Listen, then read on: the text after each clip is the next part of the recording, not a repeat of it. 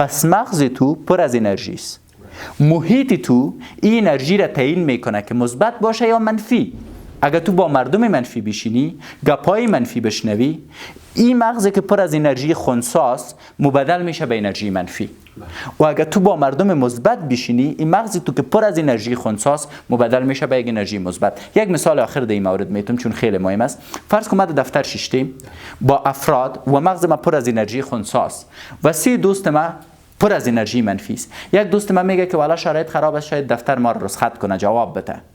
دفعتاً این مغزی که پر از انرژی خنثیست مبدل میشه به انرژی منفی. خب اگه تو از دفتر بکشه که چی میشه؟ پیسه رو چطور پیدا میکنی؟ خانه چطور میشه؟ کرایه چطور میشه؟ بل برق چطور میشه؟ بوم، انفجار شد.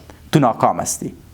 من میرم با 3 دوست دیگه که انرژی مثبت دارن و برام میگه که این دفتر خواست اس نیست مهم نیست، بیاین یک تجارت نو شروع کنیم. ذهن پر میشه از انرژی مثبت. چه رقم تجارت شروع کنیم؟ استعداد مده چیست؟ چطور میتونیم پیشرفت کنیم؟ چطور میتونیم کار خوب داشته باشیم؟ چطور میتونیم عاید بیشتر داشته باشیم؟ بوم، تو مبدل میشی به یک تجار شخصی. پس متوجه باشین که احساسات، عمل و انرژی 3 واژه خیلی خطرناک است که آینده شما را تعیین میکنه.